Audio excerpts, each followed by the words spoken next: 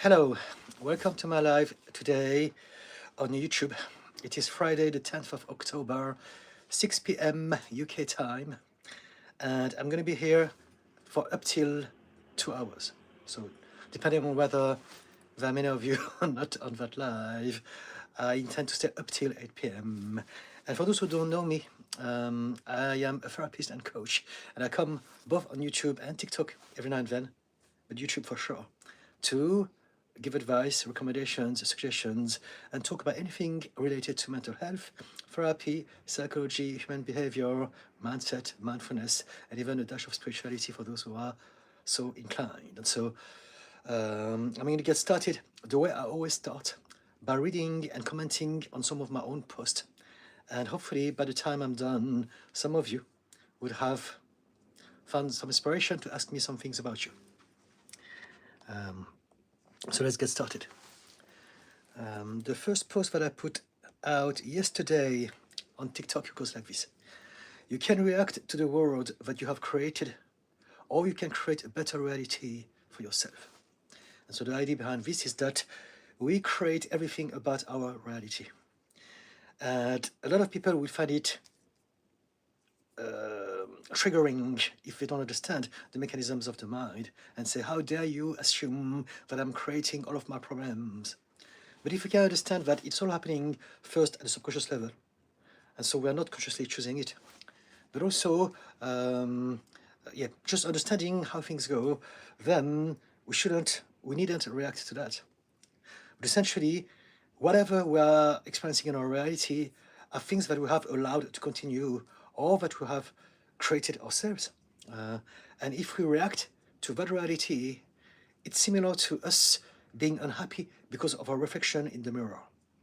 And so instead of, we can either be angry at our own reflection, or we can do something to change the way we look so that we have a better reflection subsequently. And so that was the first post. Next post goes like this. Stupid people believe that they are surrounded by stupid people. Intelligent people understand that stupidity is contextual, a judgment, and a projection. And so this is to say how we project the fears and the insecurities and the inadequacies that we have onto the world. And typically people who see and judge people for being stupid, they're reflecting their own fear of being stupid. Because there's no such thing as absolute stupidity. We are all stupid or not depending on the context. We all know some things better than others, and there's some fields where we know nothing, and to people in that field, we will come across as stupid, and it's okay. But people who judge others for being stupid, they are doing this because they are projecting their own repressed fears of coming across as stupid. And there are many of us like that. I used to be like that myself for a long time. A lot of people will say things like, I can't tolerate stupid people. That's because in their childhood, was the sort of things they heard from their parents, and they were so scared of being stupid and judged and rejected by their parents that they internalized the sort of judgmental belief. And they don't even realize this because all of our beliefs are subconscious. Next one. Next post. If you're stuck in a project, you can pause and think about it. If you can't think about it, you can meditate. And if you can't meditate, you can just rest and enjoy yourself until inspiration comes back. With the right mindset, you are never being unproductive. And so this is to turn things around and to let go of our, again, limiting belief that associate us with our productivity. We have shame and guilt if we don't produce, if we don't do a lot of things. And this is just wrong. We always do whatever that we can do based on how we feel. And so we want to realize that even if we want to be productive, we need to rest, we need to chill, we need to enjoy ourselves, we need to do all of those things that are deemed wrong. But really, learning how to enjoy ourselves and to chill is the best investment of our energy and time when it comes to productivity. That's it. So, I haven't got any comment yet, so I'm going to read 3 more posts and comment on them again. And so the first post that I put out today on TikTok goes like this. No, it's not today, tomorrow. It doesn't matter whether others had it worse than you or not. Hurt is hurt, and your experience is valid. So very often we compare our experience with others, and we think, I shouldn't complain because others have it worse than me. But the truth of the matter is that we only understand our experience at an emotional level. It is an experience, and it is valid. And so don't let anyone gaslight you into believing that you shouldn't be depressed or anxious or suffering from any of those things. You shouldn't complain, you should try harder, you shouldn't be such a wuss or any of those things. We do what we can, all of us, and if you feel that you're hurt, it is valid. Next post goes like this. Some people play victims because they want to manipulate others. Some others really believe that they are victims due to no fault of their own. They suffer from this. They need love and compassion. Know the difference. And so a lot of people often call out people for being such a victim. Victim mindset, don't be such a victim. And we don't realize that we don't choose to be a victim. Now, there are some exceptions. Some people do that to manipulate people. But they are the minority. For the vast majority of us, if we are a victim, if we own a victim mindset, it's because we are born with that. We were surrounded by people who had this mindset and we just absorbed it, and it's not our choice. No one chooses their mindset. The mindset that we have, which is how we think, is the result of how we feel. And so before the mindset is the heart set.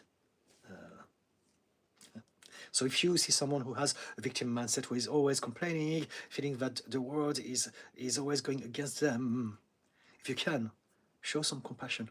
They suffer from this, they don't choose this, and they genuinely believe that it is it. I had it myself for a long time. I used to believe that I was cursed, and all the bad things happened to me, and there was nothing I could do about it. And this was my reality because I believed in it. And if anyone would tell me that I was a victim, I would react to them. They would come across to me like the enemy, as opposed to someone who's trying to help me. And finally, I will come to your comment, but I'm going to read the last post that I've scheduled tomorrow on TikTok. When I was young, I was obsessed with beauty, intelligence, and success because I believed that it is what the world needed. I am now obsessed with kindness because I understand that this is what the world really needs. So just some food for thought. Maybe some of you can relate. Now, let me see if there's any comment. Soda Pop Team, hi, hello.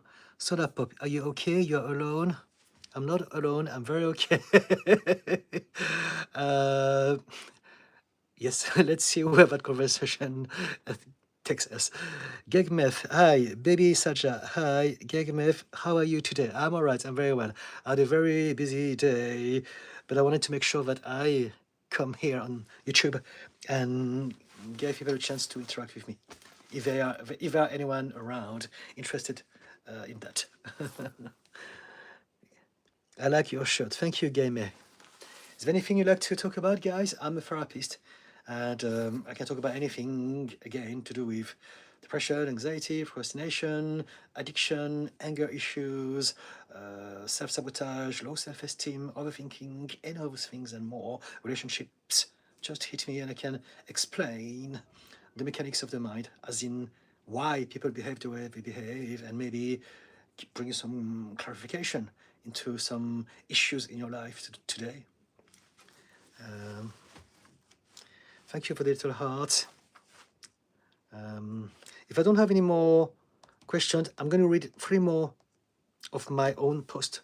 And at some point, if I don't get anyone, I will just resume my day. I'll say goodbye, and I will come back some other time, okay? Just so you know, I come live twice a week, every Wednesdays and every Fridays from 6 p.m. UK time for up till 2 hours. But I do have a life and tons of things to do, and so if there's no one around, it's okay, it's fair enough. I will just resume my day, do all the stuff, and come back some other time, okay? I've got something from Shahil. Hi, can you help me to figure out how to deal with my family, who I love, but they're taking advantage of me? Okay. So do you want to maybe give me more details? How are they taking advantage of you? But even if you don't give me more information, we can tackle just that. question. And so when it comes to dealing with family, it's a bit complicated because whatever dynamic we have with them is the only way we know how to behave with them. We have functioned like that from the beginning. And so we don't know any better, we don't know any different. But what we want to realize is that if they're taking advantage of you, what it means is that there's a part of you that is not happy about certain things. And so maybe you can try to not allow them to take advantage of you. Because unless they are physically taking advantage of you and you are not able physically to do otherwise, which could be the thing, but I believe that for the vast majority of us, all we need to do is to realize that if I'm not happy about something, I can speak out my truth, I can say no, I can set boundaries, and I can tell them, okay guys, this has been ongoing for too long, I'm not happy with that. Let's do something different. Let's try to meet in between and come up with something. So talk to them. Have you talked to them? Have you confronted them? Have you told them that they have been taking advantage of you for too long? Or have you just kept it quiet, hoping that they would change on their own? Because we often do that. We often hope for people to change without doing anything about it, which sounds very strange, but we do that. And so if you can tell me in which way they're taking advantage of you, that would be very helpful. And also tell me whether or not you have told them to stop doing this. Gegme has subscribed. Oh, fantastic. Thank you, Gegme. I appreciate your support. Thank you. Shahil, I provide for them financially, and they just keep taking more and more. They don't even properly return love of any sort. It's my mum and dad, and it's like they live in a different world. All right, okay, I understand. So very often with older generations and within certain cultures, so it's not all the cultures, but many of them, so I'm not sure where you're from, but let's say from my people, it's also like that. When it comes to Chinese people, parents literally creates kids so that the kids can look after them. It's part of the culture, and it's wrong. It's absolutely wrong. If I was you, I would speak to them and tell them, guys, I love you and I'm happy to help you, but I don't want to take me for granted because I'm choosing to do this out of love. I don't have to do it. I don't owe you anything. So probably they will tell you, you owe us. We gave you life. We gave you, we wiped your bum when you're a baby, those sort of things. But the truth of the matter is that the reason why you find it difficult to do this for them is because you didn't get what you needed. Love was conditional to you, probably when you're young. And somehow you are also still doing this because there's a part of you that believes that for you to be loved, to be accepted, and to be a good person, you must behave like that. And it's just not true. You can do whatever you want. You can tell them we're in 2025 now, and whatever people used to believe back in the days is back then. And I'm more than happy to help you out, but I would like us to talk, to connect, not to take each other for granted. So sit down and speak to them and get them to realize that because they believe something and they expect something from you, it's only in their head. It's their expectations. You have feelings too. And things change. And for the fact that you're struggling doing this, it means that you didn't have the unconditional love that you should have had from them. Am I wrong or not? Do correct me if I'm not, please. But you are right when you say that they live in a different world. And so you have to tell them this. We're not living in the same world. Let's create a world where we can communicate together. And you don't want to address them with by pointing the finger, because it's not going to work out well. But you can speak to them and tell them, this is how I feel. I know that you care for me, but my head knows that you care about me, but my heart doesn't believe that, because you're not doing anything to show me that you are appreciative of all the things that I'm doing for you. Does it make sense? Shahil, I do now. I set up boundaries, but every time I reconnect, they keep taking more. So boundaries are something that most people don't understand. If you set boundaries, what it means, it doesn't mean that you tell them what you don't like. A boundary goes like this. This makes me unhappy. If you continue behaving like that, I will do that. And so it can be, I don't speak to you for a day, or I stop giving you money. Whatever that it is, You are in power, you are a grown-up, you're a free person, and you don't have to do anything unless you choose to. And so boundaries is not about telling them how you feel only. It's about telling them what you will do if they don't change the behavior.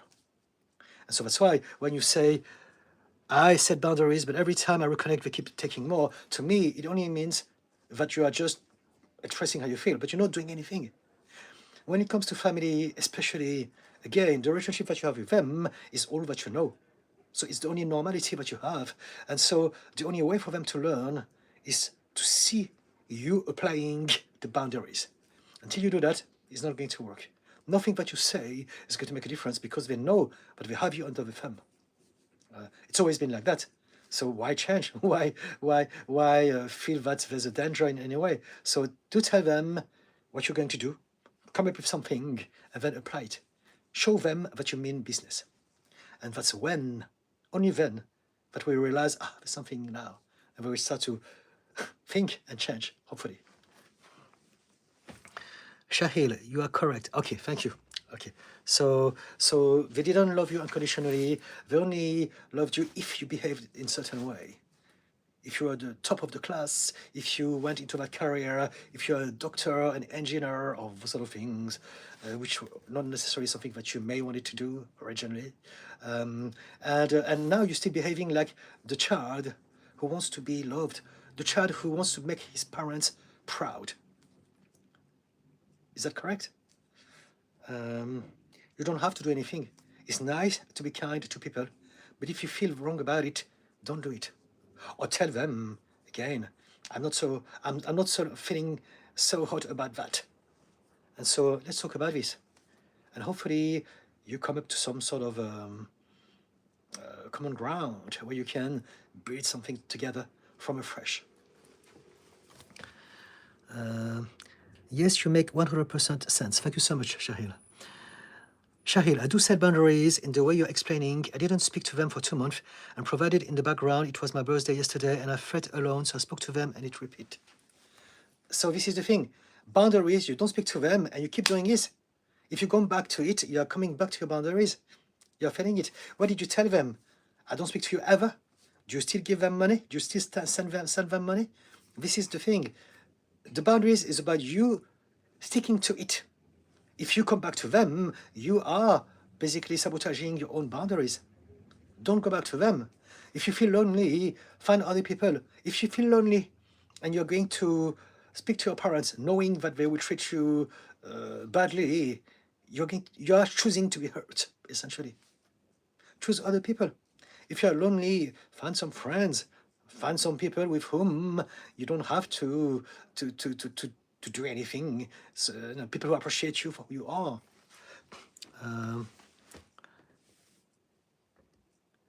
And provide it in the background. So this is the thing. You don't have to provide. Don't provide. If they're going to talk to you badly, don't provide. Tell them, you know what? I'm cutting the cord. I don't see you. I want an apology. It was my birthday yesterday and I felt alone, so I spoke to them and it repeated. Okay, yeah. I know that it's not easy what I'm saying, but this is basically what you have to do in some ways and capacities. And so it's for you to find out something that works for you. It doesn't have to be nuclear, all or nothing, but you have to stick to something and get them to understand that you mean business. And if it doesn't work, it's only because it doesn't work yet. Keep at it until it works. Sam McGrath. Hello, I am on my lunch break, just popping in to say hi. Thank you for all of your wisdom and advice. You have a great rest of your day. Thank you so much, Sam. And enjoy your meal. Bon appétit. Life song. I love your shorts and your style. Bless you and enjoy your sacred life. Thank you so much, Life song. Is there anything you want to ask me at all? Life song? Shahil. Wow, that is a hard truth. Thank you for saying this. Thank you. Thank you. So yes, the thing is that we are so caught into some habit of thoughts, habits of relationships, that we don't question them. But it's your life, and you can do whatever that you want in your life. So you want to choose the right people in your life. Some people, it's not that they're not right for you, it's that you have installed some dynamics that are not good for you. And so you can change this, but you need to have an awareness that you need to take some actions and show them so that there's a change. Otherwise, nothing will change. And again, it's your life. Why carry on with people from our past that keep on hurting us? There's no need for that. We suffer from a lot of belief, and one of those beliefs is that I must be loyal to my family and my childhood friends forever. Those sort of things. And this is not true. If you had a happy childhood, if you love your parents and you are all happy together, it's a good thing. You don't need to ask for loyalty. It will happen naturally because you have an emotional connection that is positive with them. But for the fact that you are struggling with that, it tells me that you don't have this. And so why give your time and your loyalty to people who have never done anything to deserve it as far as your subconscious mind is concerned? They may say to you, we fed you, we put clothes on your back, we paid for your studies, and we created you, you're alive. But this is not enough. As human beings and as children, we need to have our needs met. Basic needs. And if we don't get those needs, then we're going to develop in all sorts of different ways that are not going to be optimal for our happiness and success in life. And also, if you don't have those needs met, we won't feel that connection with our parents. And it's because of them. It's not that we chose to do it consciously, deliberately, but it was still because of them, because they're the parents, they're the elder, they're the one that are before us. And so very often it's a generational thing. They carried that from their own parents and so on and so forth. But it doesn't mean that it was right. We can always learn how to do things better. And yeah, you can be the generational cycle breaker. You can be the one that by healing yourself and your relationship with your parents, you're healing everyone in your lineage.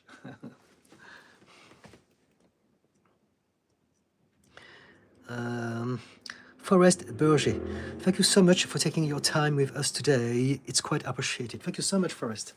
If you want to really show me some appreciation, ask me something so that I can engage with you, all of you guys, and do my best to give you some things to help you with your life, hopefully, in some capacity. Shahil, thank you once again. I felt this inside, but I cannot articulate the same as you. I appreciate you, really. Thank you. I need to sit with myself and meditate on this and accept this reality. Yes, yes, absolutely. This is the work. It's not going to happen just like that, but you need to first have an awareness of your options and then eventually decide, what can I do at this point? I may not be able to go 100%, but I can do something. How can I get there? How can I make it easier on me to make this happen? And so you can think about different things, try different things with them, and learn how to readjust and recalibrate one step at a time. I wish you all the best with that. Do ask me if you have any more questions about anything at all. And remember that I come here twice a week, every week. Every Wednesdays and Fridays from 6 p.m. UK time. And so if you have any more questions, keep coming back. Some people on TikTok have been following me for years, and and some of them have really helped somehow over the years because we keep on working on things week after week.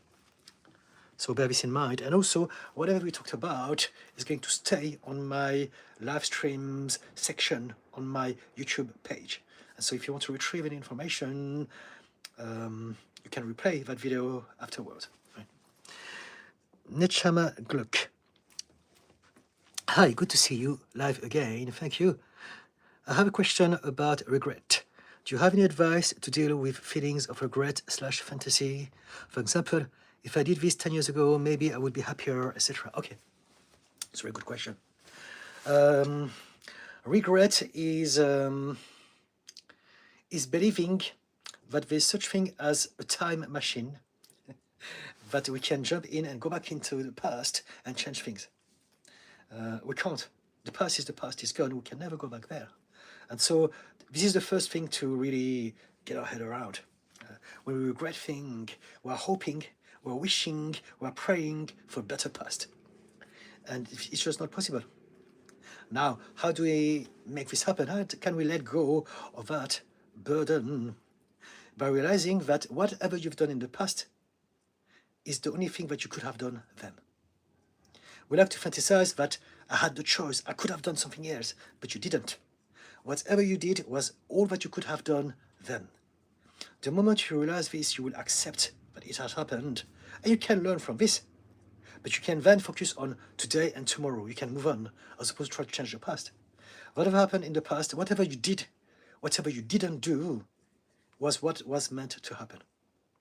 If things didn't happen, it meant that it was not meant to happen. If you wanted to do something but you couldn't do it, it's because you were held by some subconscious emotional state that held you back. And so we're all driven by some emotional subconscious systems that dictate our behavior each moment. And so we never really choose what we do. We may think certain things, but even our thoughts, even the choices that we have here, are limited by how we feel about ourselves within that configuration, within the situation. And so, in other words, whatever that you do is the only thing that you could have ever done. You could have not done anything else but that. It's not possible because we are limited by our subconscious program. After that, you can reflect on that and do better or different the next time. But in the moment, when people say, respond, don't react, they don't understand the mind. When we react, it's emotional. We can never control this. It's our program. It's literally the program that we have installed in childhood and over the years. And so it's us behaving live in the way we have decided to behave when we have created our program. Now, once this has happened after, we can upgrade some of our program so that the next time we do things slightly different. But when you react, whatever that you do, whatever that you don't do, is always the only one thing that you can ever do in this moment. You don't know what you don't know, and you only know what you do know. And so whatever you do is based on what you knew then. Now you're looking back with hindsight, so you're thinking, if only I did that. But you didn't know, otherwise you would have done it. Now you know, so it's easy for you to think about it like that. And so accept that whatever that you do is okay. It's part of your adventure, of your human experience. But instead of trying to fix the past, learn from it so that you can now maybe create a better future for yourself the next time you are facing the same situation. Hope it helps. Does it? What do you think about this? That was for Nachama. And also you say, if I did this 10 years ago, maybe I would be happier. Maybe, but also maybe not. We like to imagine things. We might think, maybe if I win the lottery, my life will be amazing. And then we win the lottery. And then we lose all of our friends and family, and we end up drug addicts, gambling, and we end up in prison in some place in Thailand or wherever. And the lottery didn't help. But maybe when we dreamt about it, we thought, that is the solution to my problem. But we don't know, because there are so many parameters each moment happening all at the same time that we never know really what is going to happen. It's only when it happens that we know for sure. And so sometimes the good things that we want doesn't necessarily bring good things.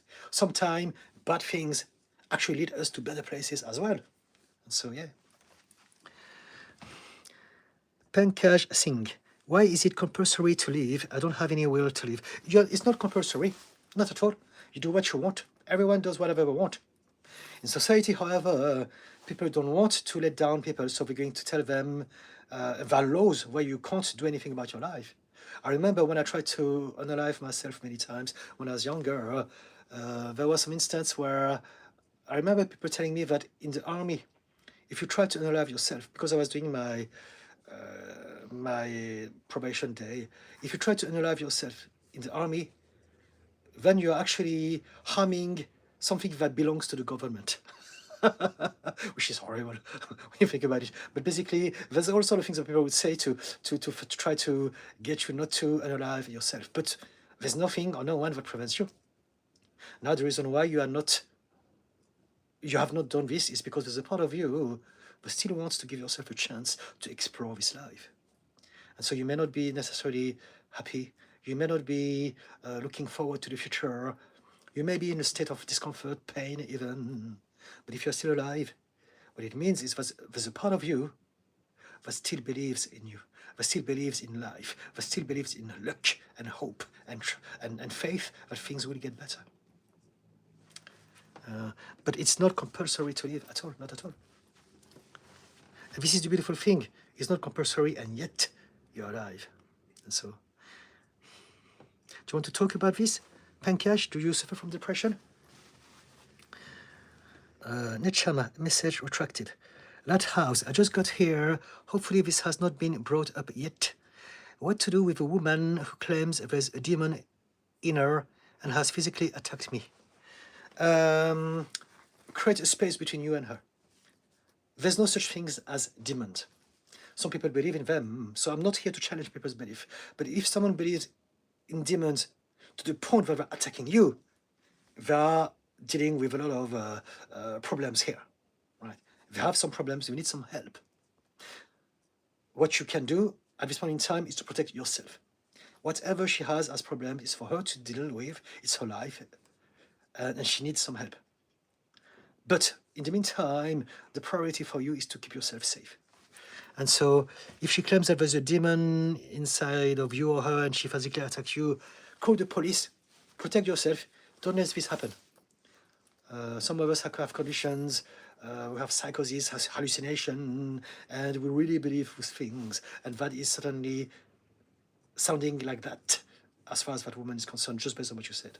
And so keep yourself safe. Right? And if you can, suggest to her or the people around her, if she's someone close to you, to get some help. Forrest, I think I'm relapsing into imposter syndrome. I am in my late 30s and I have a beautiful house and a wonderful wife and a great daughter, but I don't believe that I deserve those things. Okay? Let's talk about this. You don't believe that you deserve those things because there's a voice in your head that keeps on telling you that you don't deserve those things. And so basically you've been told when you're a child that you're not enough, but you're not worthy. You will never be as good as your brother. You will never, all those things. And because of that, now the voice is still in your head. And despite all the evidence that you have created success in your life and happiness and love, that voice is ruining it for you. So I want you to address that voice. I want you to challenge those thoughts. What are the thoughts? I'm going to assume, correct me if I'm wrong. You can assume that I don't deserve it. Let's question that. Let's move on from that place to that place. Let's move away from a place of emotional sensitivity to a place of rational and mental clarity. Is it true that you don't deserve the house that you have? Did you work? Did you make money? Did you create success? Did you deserve it, or did you steal the house? Did you attack someone and nicked the keys and buried the body? I hope that is not the latter. So you deserve the house. That's it. Beautiful wife, beautiful kids. Does your wife love you? Did she marry you out of love, or was she trying to? Are you a sugar daddy she wants to take advantage of? But whatever it is, it doesn't matter. She chose you. You deserve your wife to be married to you. Your kids, same. Just see things from a rational perspective. Do you deserve all the good things that you have under the code of light? Yes. You have done all those things. You have come across, you're a nice guy. You have a lot of qualities. And all of those things have created for your wife to love you and to have babies together and for you to have a house and all the goods that you have created in your life. You wouldn't have those things if you didn't deserve it. And so when you question your own thoughts, when you challenge your own narrative, you realize, of course I deserve those things. It's just silly. Why did I think that? Because it's the voice of the people who looked after you when you were younger and they made you feel like that, and their voice have been trapped in your head. Challenge those voices again and again and again and again, to the point that at some point it will stop coming back, because that part of you will realize that you don't believe in those thoughts anymore. So it will stop affecting you. I hope it makes sense. Does it? Do you have any conditions? Have you been diagnosed with anything at all? Do you suffer from depression? Because there are all of those things as well. If that's the case, the problem is not the imposter syndrome. The problem could be depression. Thank you for the little heart. Shayla Faith, how do I step into the present moment to become more grounded and emotionally stable? Okay, very good question. To step into the present moment, you must stop your head spinning. So we have thoughts, and those thoughts gets us going, and it's like a momentum. When we start to think, it doesn't stop. It's like a train, literally what we call a train of thoughts, and it goes on forever. And and the more we reinforce thinking, the better we become at it, and becomes an obsession. And so, how do we slow down the train? By learning about mindfulness and meditation. So mindfulness, just learn about how to breathe mindfully, learn how to gradually develop the skill of noticing all the things that are close to you in the present moment. And so when we breathe, we are doing this. I'm aware of my breathing. I can feel the air coming from my nostril, down my lung, out. I'm focusing on that. Mindfulness is focusing on something intensely, something very specific. So I'm going to just focus on my breath. I can focus on something else. I can focus on my cup of coffee. I can focus on looking at I don't know, a picture. But when you focus on something, because you are focused on that thing, your mind is no longer running amok because it's focusing on that thing. You think about things when we are not focused. And so the practice of focusing, the practice of breathing mindfully, or learning how to be mindful about whatever that you do in this moment, are what is going to teach you how to basically bring your mind back into the present moment. If you focus on something that is here and now, your mind will be brought back into that here and now. If you think about the future, if you focus on the future, or if you focus about the past, now you're going to create anxiety or resentment, and this is overthinking. Your mind is going to try to solve a problem, to come to closure with some problems from the past, but there's no such place as the past or the future. It's an illusion. So as long as you are there, it's endless. You can never find closure. The only place that you can find closure is now. And so how do we do this? Focus on now. Look around you. What is surrounding you? There's a lot of technique. Listen to the sound, smell, feel. Do things. Bring your attention to whatever your senses are connected to in this place and this moment. So there's a technique called the grounding technique. It's very simple. You say out loud 5 things that you can see, 4 things you can hear, 3 things you can touch, 2 things you can smell, and then take a deep breath, and you are in the present moment. So I can show you how it goes. So first, I'm going to name out loud 5 things I can see. I can see my hand. I can see my reflection in the phone. I can see the ring light. I can see a picture that I have on the other side of the wall. And I can see my cup of coffee. 5 things. Next, I'm going to name 4 things that I can hear. I can hear some cars from outside. I can hear my own voice. I can hear myself breathing.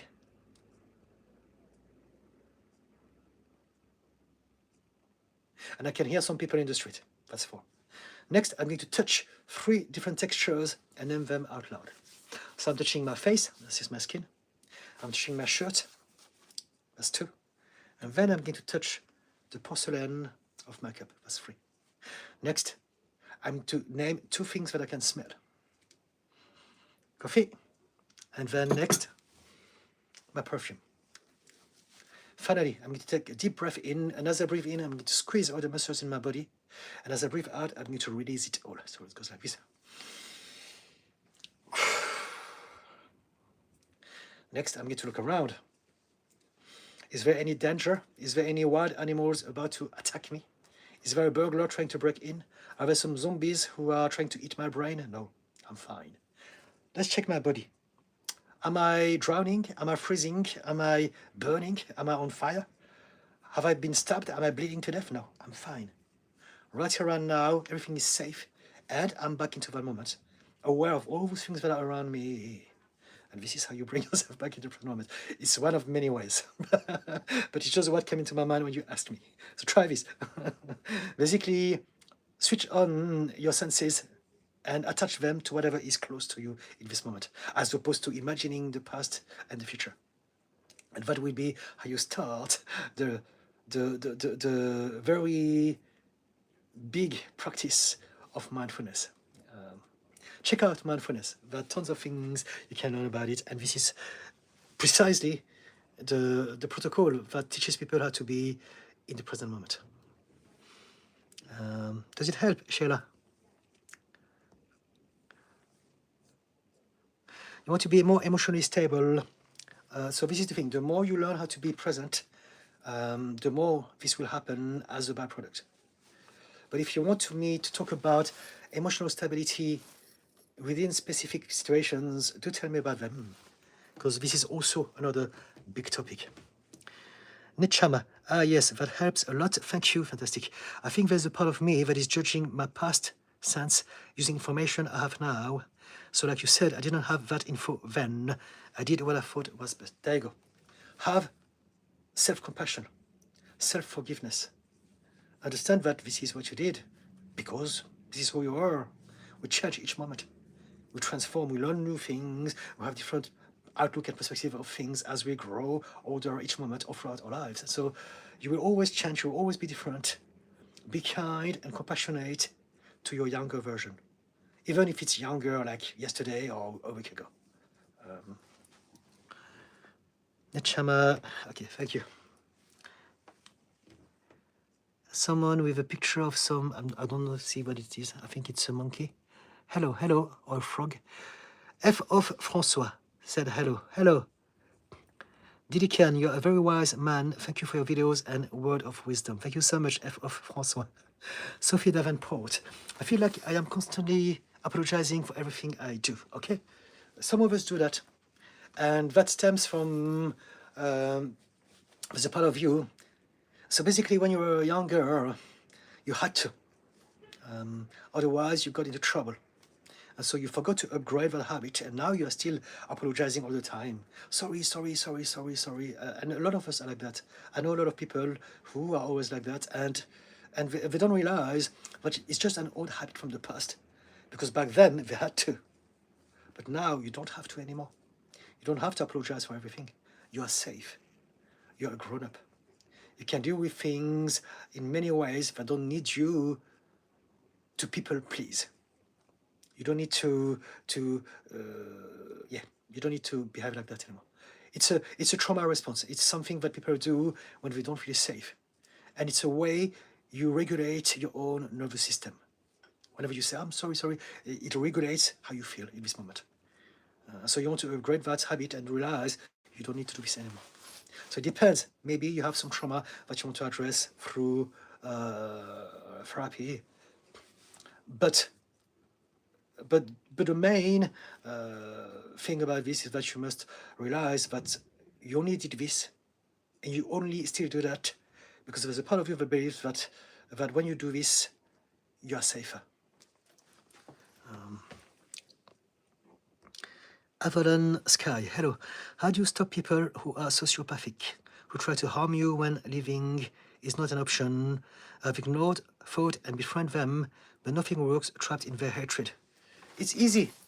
You keep the door locked. That's it. You block the phone. That's it. You call the police. That's it. You say no, otherwise I'm going to call the cops. That's it. If you suffer from people like that, it's because you allow them into your life. Now, you don't choose this consciously. But basically, a lot of us, we invite people like that. We allow them to take more. And then we complain, why is it happening? Because we allow them to do so. If you want to stop someone, you think rationally, how would I do if someone is stalking me and trying to attack me? I will defend myself, I will get some help, I will call for help, I will think about something, and I will say, no, I will lock the door. And this is how we do this, right? You say, how do I stop people who are sociopathic, who try to harm me when living is not an option? I have ignored, fought, and befriended them. Stop befriending them, to start with. Start to recognize them. Start to say, I'm attracted to them because there's a part of me that recognizes an energy that is familiar. Maybe it will remind you of some people that you grew up with. It's very often the case. We invite, we accept, we tolerate, we attract people in our life that remind us about how we felt about certain people in the past. It's all subconscious. We don't do it on purpose, obviously. But if you can realize this, you can say, okay, you know what? No. If I meet anyone who's a sociopath or narcissist in my life, I just, no, F off. And just like that, it's sorted. And if they insist, boom. Or maybe I get the police to do this or whatever. It's very simple. Everything has got a solution. But if we suffer from people like that, it's because we are allowing them. Maybe there's a part of us that wants to fix them, to help them. Maybe they're reminding us of our parents, and so we're thinking, if I can change them, it means that it was never because of me, what happened to me back then, or something like that. And so, yes, what do you think about what I said, Avalon? Did any of the things that I said made sense or not? And if not, do tell me, I'm more than happy to have a conversation with you and see where we can meet. You're not trapped in their hatred. You're trapped into your allowing them to keep this going. Unless you are physically trapped and they put some handcuff on you, you can't move, and then you're in the basement or something like that, like in horror movies. Other than that, you can say no, you can take actions, and you can stop this happening. Does it help, Avalon? Cosmic Flower, thank you for being stronger than what wanted to cause you to unalive yourself. It's not about strength. It's not about strength at all. I understand where you're coming from, so thank you for the kind words. But I want people to stop thinking that you have to be strong, because it means that people who didn't make it were weak. And it's not like that. We all suffer, we all have our hurts or wounds, we are all doing our best. Some of us are luckier than others. But when people don't unalive themselves, it's never because they're strong, it's never because they're brave, it's because they're lucky. And the reason I'm saying this, the reason it's so important for me to say this, is because many people didn't make it. And it's not because they were inferior. It's not because they didn't try hard enough. So this is my point. I understand where you're coming from, and I appreciate it, and I thank you for that. But my argument, and something that I'm very passionate about, is to make sure that people don't believe that people choose anything. We don't choose to be mentally ill. We don't choose to be alone. We don't choose to have trauma. We don't choose our upbringing, or education, or belief system. We're all doing our best. Right? So thank you for the kind words. But if I made it, it's not because I'm strong. It's just because it was my destiny. It was meant to happen, and I'm very grateful for this. Thank you, Cosmic. I hope that you understand what I'm saying. Caroline, hi Didi. Oh, hello, Caroline. How can I think more that it is others' insecurities that are projecting and stand in that think it's their insecurities and not sad that someone said something mean? So let me try to understand. I think what you say is, how can I not take things personally? How can I remind myself that whatever people do or say to me is a projection of their own insecurities? By addressing your own wounds. Whenever you take something personally, whenever you react to someone's comment, it's because there's a part of you that believes that what they say is true. That's the only reason. And so you want to address your own belief. You want to address your own insecurities and fears. When people say things and trigger us and offend us, it's because they are activating a wound that exists already inside of us. They're not bringing anything from the outside. They're just pushing a button that we have here. And it's for us to recognize this. And so the example that I often give, again, I saw that video one day on YouTube, on TikTok, and I found this very, very clever. There's this guy who explained it like that. He says, if someone said to you, I hate your blue hair, how would you feel about it if you don't have blue hair? I say, that person is obviously needs some help, or maybe they need some new glasses because I don't have blue hair. But you wouldn't feel bad about it. However, if you have blue hair, you will go, how dare you? My hair is great. And so whenever you feel bad about something, even though you know that they are projecting their own insecurities, if you react to that, it's because of your own insecurities. I hope it makes sense. Now, of course, we don't choose to be insecure. We are all insecure in some capacity, and we spend our life learning how to understand and upgrade our system. But this is how it works. People People don't hurt you. They reactivate old wounds that exist already within you that you've been carrying all of your life up to this point. And so we can change this by addressing things from the inside out. I hope it makes sense. Caroline, does it? Cosmic Flower, heart emoji. Thank you. Keller R. Only a few people can make me happy. Only a few talents can make me happy. Okay. Fair enough. F of François, this and that. Claire Freeman, how bad is generalized anxiety disorder? What do you mean? How bad for whom? I don't know. Are you saying at a general level? I think that we live in a society that is really, really anxious and stressed out and depressed and unhappy and reactive at large. I think that society is designed to make us all miserable. So if that is your question, I'd say many of us. But in various degrees, for different reasons, but we all have to deal with different things. Now, some of us get labeled and diagnosed when those conditions are debilitating. We all experience the full spectrum of human emotions and state. And so we will all understand some level of depression, some level of insecurities, some moment where we're going to overthink and obsess over things. However, when we have the conditions, when we are labeled as something, it's because this is affecting us to the next level. It's the level of intensity, of duration, of frequency that's going to dictate whether or not we suffer from some sort of anxiety disorder, or if we are just experiencing anxiety as an emotion. Is that what you meant, Claire? Forrest, yes, it makes complete sense. Thank you very dearly. Thank you. I do get seasonal depression, okay. But overall, I'm very optimistic and healthy-minded. Okay, so I want you to address your depression. You don't have a problem with imposter syndrome. You have seasonal depression, right? That in this state, in this moment, bring you back into some places of insecurity and wondering if you are enough. Omnom, hey Didi, glad to see you here again today. Hello Omnom, thank you. Same. Christor O. MacL, bad enough, overthinking on overtime, it's a possession. I don't understand, could you clarify yourself, please? Sheila, thank you. That was very helpful, fantastic. I feel I should get back into painting. Yes, do. If you're creative, express yourself, do your thing. One of the best things we can do for ourselves is to create things that we enjoy. That's when our level of vibrational frequency is at our best. It's when we're authentic, when we create things that makes us happy. Sheila, thankful to have found you on YouTube. Fantastic. Thank you so much, Sheila. Make sure that you subscribe if you haven't yet. And I appreciate all of your support, all of you guys. I have this thing sometimes where I get shaky or have bad belly aches, or both. When something bad is about to happen, mostly I find out what it is the same day or day later. I'd say my intuition. So your intuition is going to tell you, give you some sort of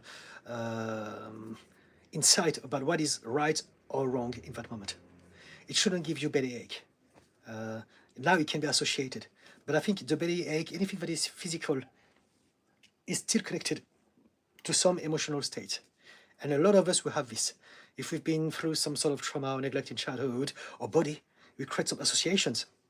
And so for some people, whenever they're facing stress, they will feel something in the stomach or in the chest or in the neck or in any part of their body because of whatever happened to them then, and they have created some associations. So that explains a lot of physical problems that are chronic in many of us. It's because they're associated to some emotional patterns that has not been corrected from the past. SASB. Hi Didi, nice to see you here again. Thank you. Same here. I'm going to call you SASB. Christro or Makel. Say 10 times without focus this affirmation. I'm not sure what you're trying to achieve here, but let's carry on and let's see what happens. Aluminium. I don't like this. Please don't say this. I'm sure that you don't come from a bad place, but any stereotypes with the look, to me, is racism. So please don't do this. Sir SB, I've been on a healing journey over the past 1.5 years, and thinking back to how I behaved when I was, and sometimes thinking back to how I behaved when I was scared, traumatized, and didn't know any other way, it feels tragic and sad. Let me try to read this again and understand. I've been on a healing journey over the past 1.5 years, and sometimes thinking back to how I behaved when I was scared, traumatized, and didn't know any other way, it feels tragic and sad. So I think what you are saying is that you've been on a journey of healing, and every now and then you look back in the past, you feel sad about it. Is that correct? If that's the case, it's normal. Cosmic flower. I try to meditate, but it's hard to stay awake or do it longer than 5 minutes. Thank you. It's hard because you are doing the wrong protocol. Meditation should never be hard. If it's hard, it's only because you are doing something that you're not ready for yet. Do the most simple type of meditation that you can. Meditation should always, always, always be simple, easy, and enjoyable. If it's not simple and easy and enjoyable, it's not meditation. A lot of people believe that I should sit down in the lotus position and put some candle and listen to some sitar. And it's not like that. Meditation can be anything at all. You can just sit down on a bench and look at nature, or look at the window and just look at some clouds, and just focus on your breath and just chill out and just be in this moment and focus on the clouds. Just that is meditation. Just that is enough. It's easy. You can do it 5, 10, 20 minutes. If it's too hard, it's because we have an idea that meditation should be this or that. And there are a lot of different types of meditation. But for the vast majority of us, it's a process. And in order for us to do this, we need to get started with the simpler things. Meditation should be super simple, super easy. You can do walking meditation. There's a lot of different things that you can do, but that's so simple. And so my advice to you is to explore all those different methods and choose what works for you, right? And if you meditate to the point of falling asleep, it's not necessarily a bad thing, unless you suffer from some problems related to sleep. Is that the case? Sa SB, so much unnecessary pain and stress. Okay, yes, we're all human, and sadly, one very important component of our human experience is pain and suffering. Now, if you want to be optimistic, we need to realize that pain and suffering exist to give us some contrast, and we can learn how to get better. And this is precisely the point of us existing, is to make the most of what we have all throughout our life. No matter what burden or what start in life we had. Om, today is the third day I'm having this really bad belly ache, and I have no idea what it could be. How do I get rid of it? I wouldn't be able to tell you just based on that. It could be so many things. If I was working with you, we could, through the process of hypnosis, find out why you have the belly ache, and then address this from those places, the subconscious mind. Right? Because everything about your body is connected to your subconscious mind. But because I don't have access to that, I can't tell you. I don't know. It could be so many things. So how can you get rid of it? At least what you can do is to learn how to relax, limit your stress. The reason why your body is reacting is because it's reacting to something. So that thing can be anything, any trigger, subconscious triggers, things that you see, that you think, that you perceive. And so what you can do is to, if you can't find the root of the problem, at least you can find some systems to let go of the stress. Practice meditation, sing, dance, go for a walk, have a massage, have an ice bath, shake, shout, punch a punching bag. Find ways to let go of the stress, and that will help with your belly ache. Be in a place where you're feeling safe. If you have a dog, give the dog a hug. If you have a partner, get a hug from your partner. Basically, if you don't want to stop this, stop the stress. Find a way to deal with the stress, because this is a reaction to the stress. Whatever our body does is to react to some perceived stress, that are either internal or external or both. Yep. Does it help? Aluminium. So it's you again. Aluminium. This is very racist, and just so you know, guys, I don't take things personally, but I am going to take the opportunity, thanks to Mr. Aluminium, to show you how to set boundaries. I'm going to give you a last chance. If you say one more thing like that, I will block you. Simple, no problem. Okay, let's see what happens. PM, how to sleep deeper. We need to find out why you can't sleep. If you can't sleep, you want to address this. We don't want to find a way to sleep deeper if there's a reason for which you're not able to sleep deeper. If you can't sleep deep, it's because there's a part of you that doesn't want you to sleep deep. It wants you to stay alert, maybe to keep thinking about something. So the reason why you can't sleep is because there's a part of you that thinks that it's beneficial to you not to sleep. So you don't want to bypass that. You have a system that is there to look after you. What you want to find out is to understand why you have that system in the first place. And then when you can find out, you can disarm it, and you will be then able to sleep deeply.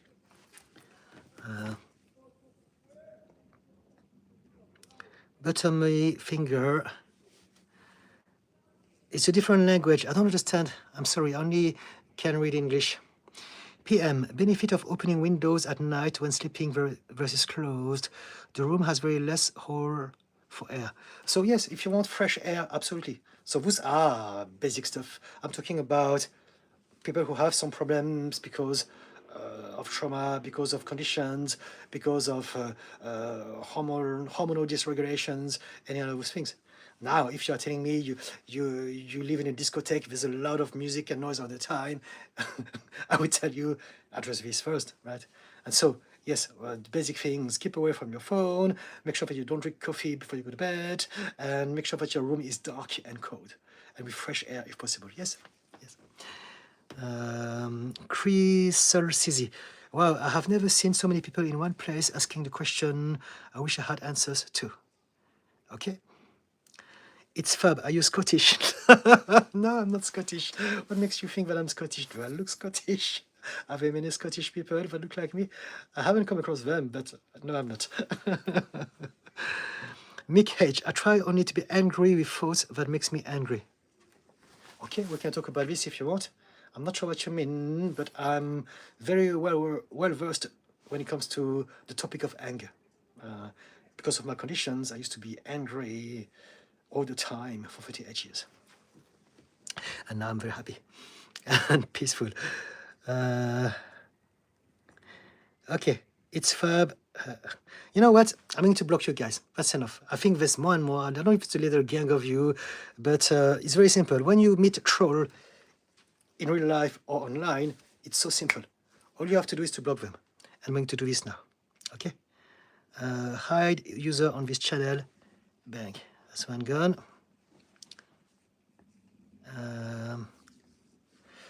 So, SB. So just so you know, guys, this is how we set boundaries. It's so simple.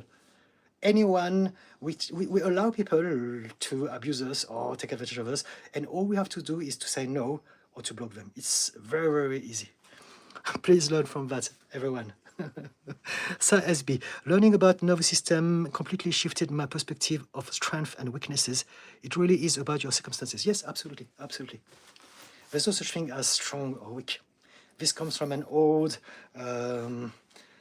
belief system that is very toxic masculine. Oh, you gotta be strong, and really it's causing more problems than fixing any.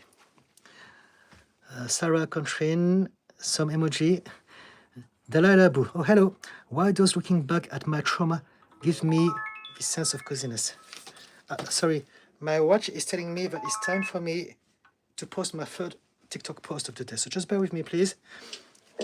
I'm doing it now because I have ADHD, and if you don't do it straight away, I will forget. Just bear. If you are stuck in a project, you can pause and think about it. Great post. Sorry. Okay. Yes. So let's go back to what I was. Sorry, guys. Dalala B, why does looking back at my trauma give me this sense of coziness? We can find familiarity and homeliness in things that are unpleasant because it's what is familiar to you. That's it.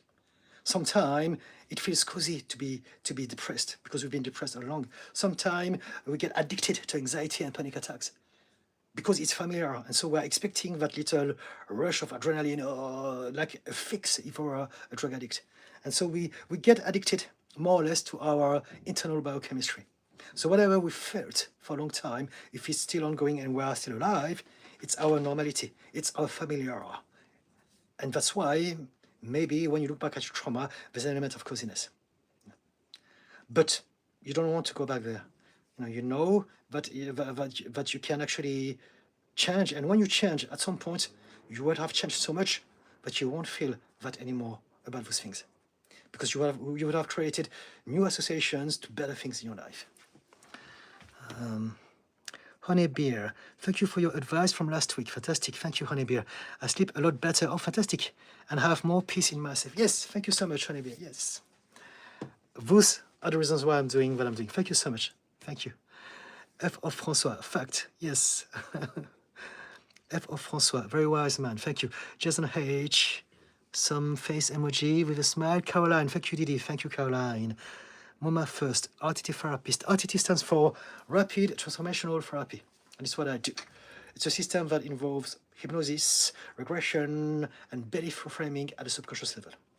So we address problems here, not there. Talking therapy, we just talk. And the reason why it doesn't work is because our problems are not in our head. They're in our nervous system, they're in our heart, they're in our body. And so RTT goes there, straight to the point, and we address the very root cause of any problems. All of our problems are down to some belief, to some systems that were put into place when we were younger to protect ourselves from whatever happened to us then. And because we have not upgraded the systems, they have gone out of control, they have developed into a myriad of different things, and now they have become maladaptive and problematic in our adult life. Anxiety, depression, addiction, overthinking, low self-esteem, and so on and so forth. They're all born from original systems that we have put into place.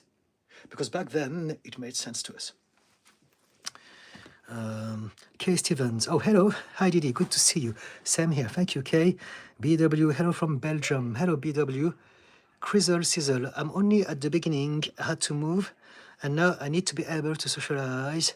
But it's easy to see I am in pain. How should I handle it? I'm not sure, but I remember your situation, your story. I'm only at the beginning. I had to move. And I need to be able to socialize. But it's easy to see I'm in pain. How should I handle what? What are we talking about, please? Could you frame for me in a concise sentence what you're going through, and we can talk about this. At this point in time, I have no idea. I can't remember if we had a discussion together or not. Mama first. Yes, wonderful to catch you live. Thank you. Alice is good. What was the turning point that led you fundamentally change your life path? Does a good therapist need to experience suffering firsthand? All right. For me, it was, for everyone, it's an ongoing journey. If there's some moment of moment of epiphany, but even for those moments to happen, we need to have happened everything else before, right? We need to be ready for this moment.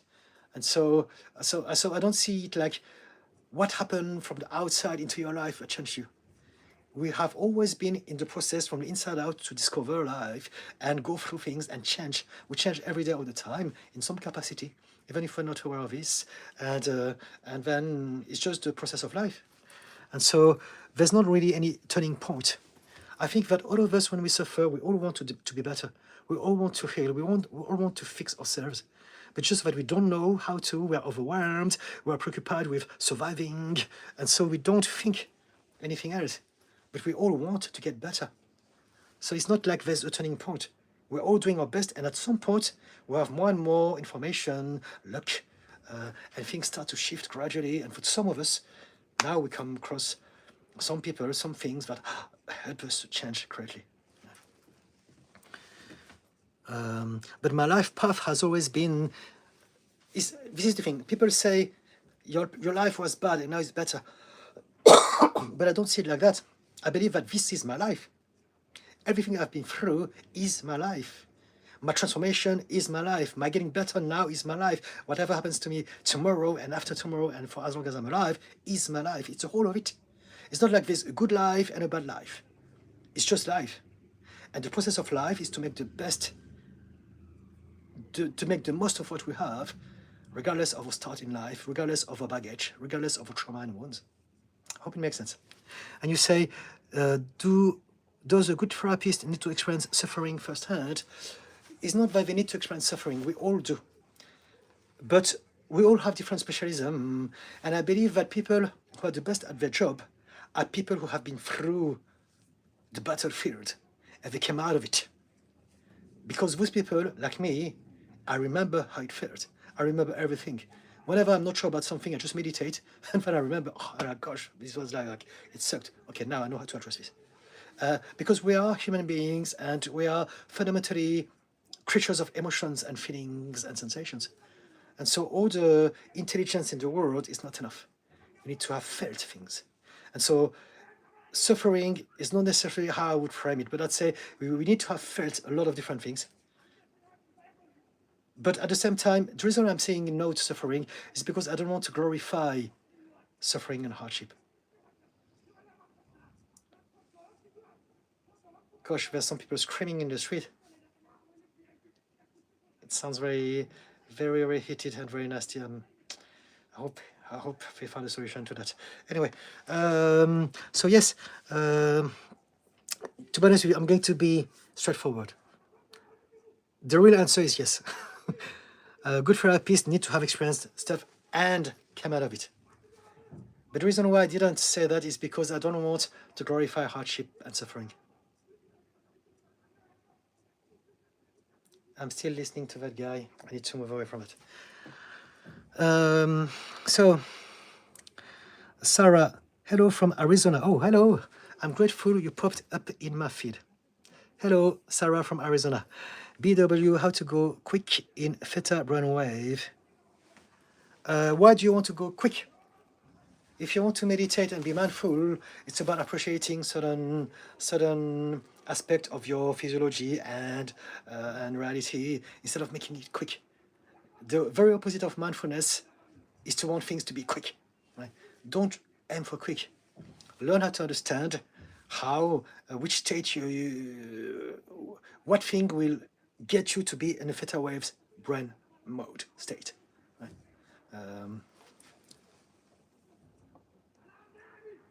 You are always on theta waves at the moment you wake up anyway. So instead of trying to make it happen, take the opportunity every morning as soon as you wake up to do your meditation. Right? So for those who don't know, we have our brain functions in different waves mode. Delta wave is when we're sleeping. Alpha and beta is when we're awake. Beta is when we're interacting with the outside, if we're driving a car, when we're talking to people. Alpha is when we are awake, but we are looking inside. So we're looking for imagination, ideas, inspiration. We're looking inside of us. And theta is in the middle, is when we're not sleeping and we're not awake. And so if you want to meditate in theta waves mode, do it in the morning as soon as you wake up, or at night when you're in bed and you feel that you're shifting, you're not sleeping yet, but you are relaxed, and you are, the more you do this, the more you will recognize that zone. But you can't make it happen throughout the day. You don't want to make it quick either. I hope it makes sense.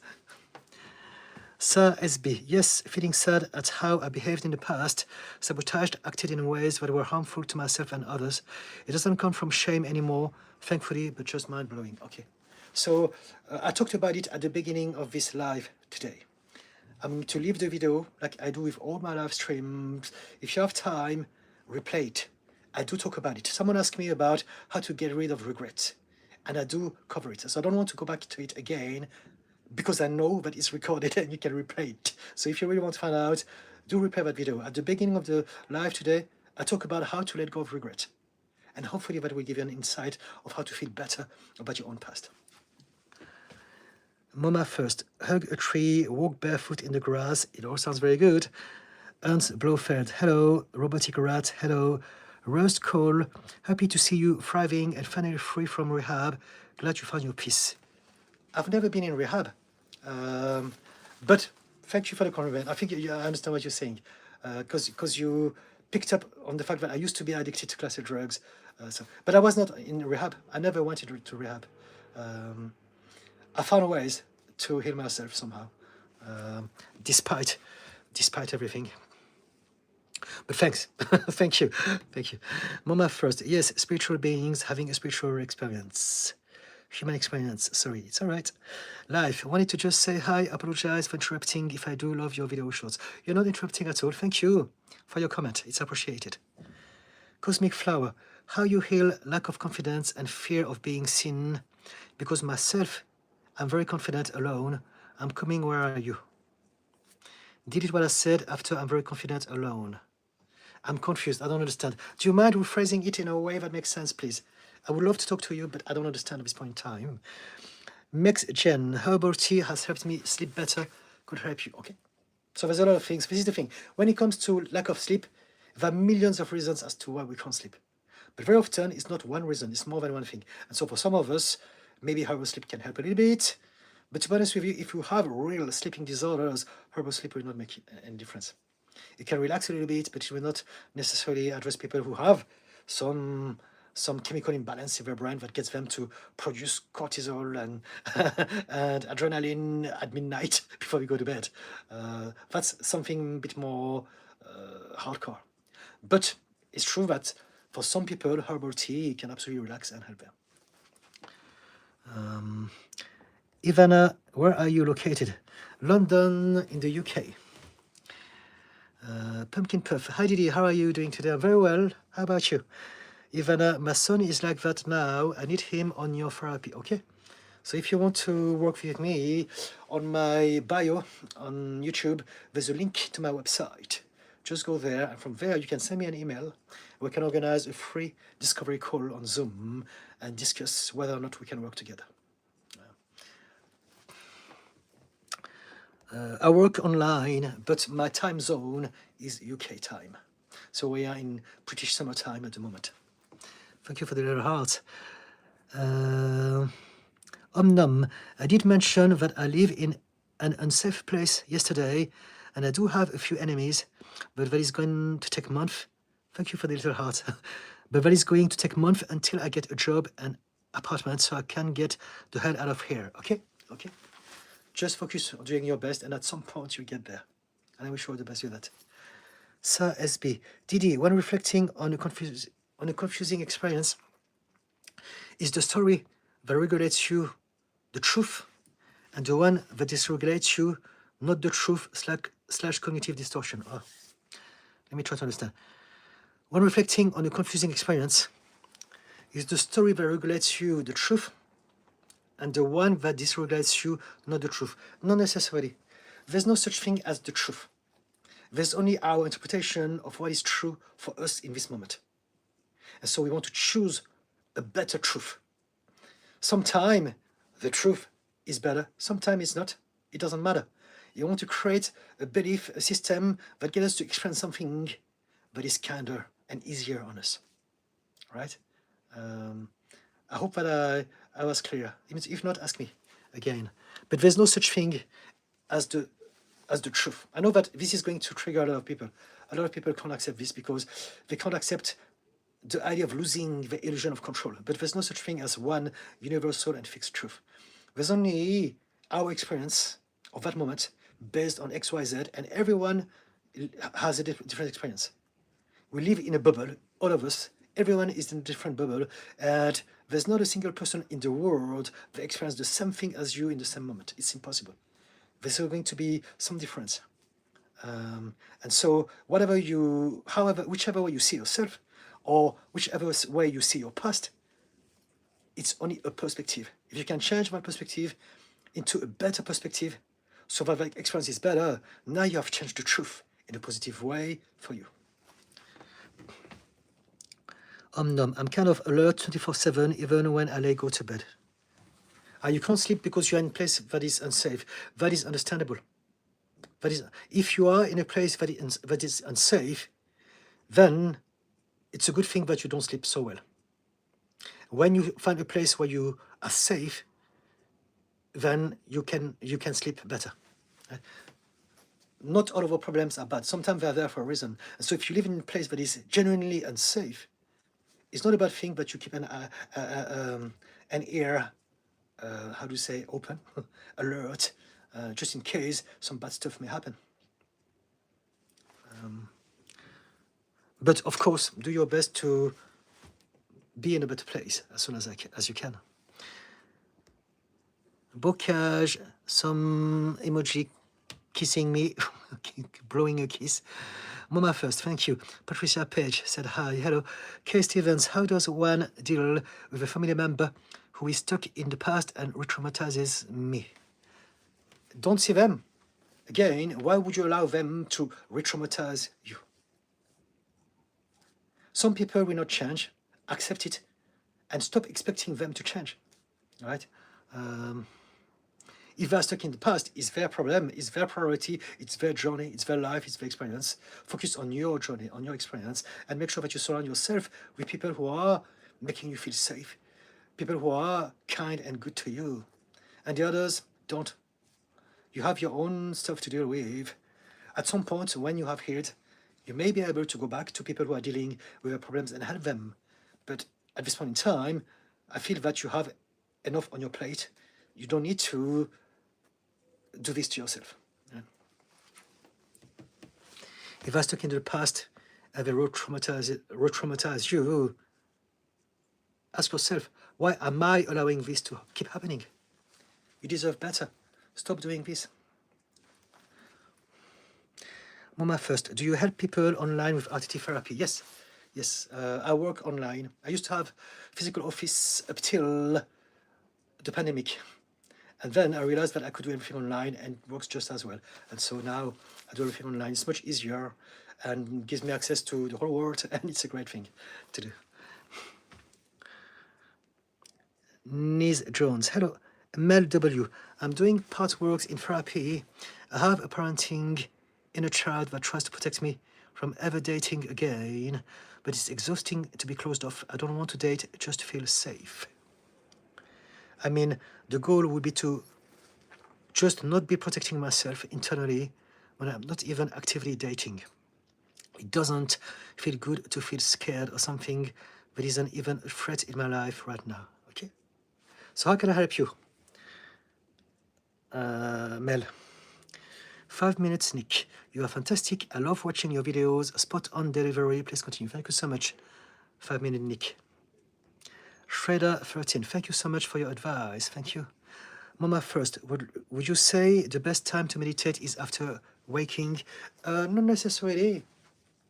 The best time to meditate is when it's good for you, when it's easy for you, when you feel that it's right. You can meditate when you wake up, when you go to bed, anytime throughout the day, in your breaks. I meditate all the time, whenever I feel like it. And it's not just meditating, I practice mindfulness. But there are things that are called meditation when you invest yourself into it. And so I do a lot of walking meditation, for instance. Whenever I'm in the park, I do this. And I enjoy it. And I don't plan it. I go with my own flow. And I know that at some point in the day, I will meditate. And I just do whenever I can, whenever it feels right. I just let it happen. It has become a lifestyle, a habit of life. But there's no one specific time or that is best. It depends. We're all different. Now, technically, if you can meditate when you just wake up or just before you go to bed, again, that's when you are on a theta waves mode. But instead of planning, strategizing, it's not easy for people to do this. We just wake up. It's quite difficult for some people for most of us, to add that sort of habit into our life. And so I'd say the best thing to do is to explore different type of meditation, different time, and see what works best for us. Right? It's not about doing the best type of meditation at the best time. It's just about doing it. And the more we do it, the better we become at it. And the more we will understand what sort of things work for us and when it's best for us to meditate. BW, thank you. Your advice is good for me. You're a good master. I'm not a master. I'm just a regular bloke who happens to be a therapist and to be obsessed with the mind. But thank you for the kind words, nevertheless. Crystal Sizzle, I see what you mean. Cosmic Flower, I'm confused about that too in my life. Mama first. Please don't forget to like the live and send hearts. I forgot, lol. Thank you, Mama first. Pumpkin Puff, glad to see you doing well and seemingly recovered from your sickness. Yes, thank you for remembering. Yes, I was very unwell for a while and I'm just getting better now. So yes, it's great. Life is great. I've been doing good for the most part. Been focusing on hobbies more and working on not being a people pleaser. Okay, sounds good. Thank you. Andromeda Eve, 100%. Pumpkin Puff, it has felt good not doing things I don't have to do and being more aware of how I'm feeling, not just others' happiness over mine. Okay, great, thank you. I'm noticing a thought that I... ... Jake Pulu, how do I get over my social anxiety? It's a big topic, so we need to know more about you in order to help you with that. Right? Give me something more specific. Tell me more about yourself and I can give you something more specific. At a general level, social anxiety, it can be so many different, there could be so many reasons as to why we suffer from anxiety, from social anxiety. Yeah. But the big lines, if you need to know, is that the reason you suffer from social anxiety is because you're seeing yourself through the perspective of people. You're assuming that this is how they see of you. There's a part of you that believes that you have some dark secrets and they are waiting to expose you. So there's a little bit of paranoia involved, but also because you're looking at yourself from the perspective of how you believe people see you. And so instead of doing this, learn how to see things from your place. Think people see what they want to see. It's got nothing to do with me. It's not going to change my life.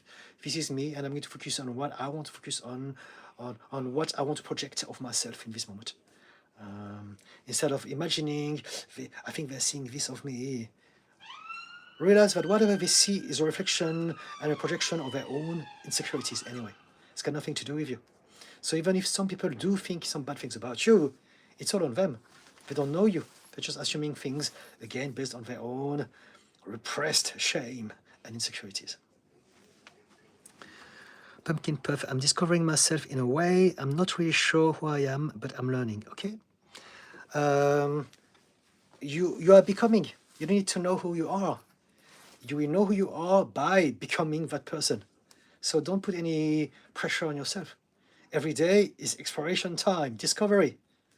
Find out who you are one day at a time, all throughout your life. There's no rush, there's no deadline. You don't need to define yourself. You're not going to a job interview and people are going to say, who are you? Give me a CV of your personality. You don't have to do that. And so discover, find out what you want to become, if anything. Choose what sort of qualities you want to explore and expand and develop. Chris, thank you for the little heart. Chisel Sizzle. I'm struggling with feeling safe, being seen by others. I'm dealing with the intrusive thoughts and feeling from a recent trauma. So when I try to talk to people, I get overwhelmed emotionally. If you have been traumatized, I would suggest you to seek some professional help. It doesn't have to be like that. If you are aware of an acute trauma, you really want to prioritize your well-being and seek some help. But everything that you said, if you've had a trauma, is what happens when you have a trauma. Mel W. I just realized what RTT stands for. I'm not familiar with this. Going to check it out. Thank you. Rapid Transformational Therapy. If you go on my website, there's a little page that explains what it is. But if you Google it, there's a lot of us out there, right? So there's a lot of information that you can find on Google, on YouTube, everywhere. Marisa Peer is the founder of that system. And she's one of the most regular person on the Man Valley program. She's there a lot. So maybe you may have heard of her. Demon Slayer. Hello. BW, what is the best brainwaves to study for a test? Is this alpha? I think you're overthinking things. If you want to, alpha is the state that you are when you are looking inside of you. So that will be the one that is to do with you trying to retrieve information and memories for a test. Yeah. But don't think about it like that. We understand the brain waves for some specific reasons. For most people, we don't need to think about that. What you want to do is to learn how to be relaxed and learn how to spend more time looking inside of you as opposed to reacting to the world outside of you. So that's a simple way to remember what to do. But you don't need to worry about omega waves, gamma waves. We're not superheroes choosing some sort of frequencies to reveal some superpower of some sort. Jack Puyo, what does RTT stands for? Rapid Transformational Therapy. What is it about? It's about exploring the depth of a subconscious mind and find out why we suffer from problems today. How did that start? How can we upgrade the subconscious program that we put into place so that we can now function better? That's what it's about. It's like hypnotherapy on steroid.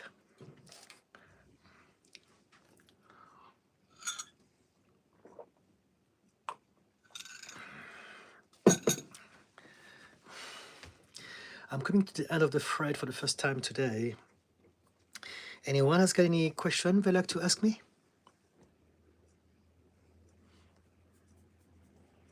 I can talk more about RTT if you want, Jake. But maybe give me something so that I can explain how I would use RTT within that configuration if you want. But it's very good for anyone who suffered from any sort of trauma, for instance. Anything to do with our past, essentially. Because all of our problems stems from our upbringing anyway. Even if we suffer from PTSD, the reason why some of us have more propensity to suffer from PTSD than others is because of the emotional system that is put into place in childhood. And so the example is that if you go and look at the research of any group of soldiers that came back from war, and they happen to be in the same place and they experienced the same thing, some of them will recover after a few months or few years, and some of them will never recover. And the difference is their upbringing. Those who never recover from PTSD come from families that were very unstable, that were very unkind, they were mistreated by their parents, they didn't feel safe. So because of that, when they faced the trauma, they were overwhelmed. People who came from a loving family and they had a good, strong coping mechanism, they may have experienced the same horrible stuff at war, but after a while, they can recover because they have the coping mechanism. And so even when it comes to problems that affect us in adulthood, it is our subconscious program based on whatever happened to us in childhood that will determine how we're going to react to those events.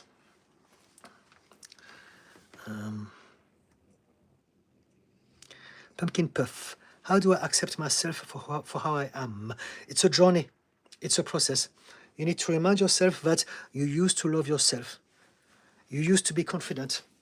When you were a baby, everything was perfect. But it's only that when you grow up, as you grow up, you absorbed the fears and insecurities and the limiting belief from the adult.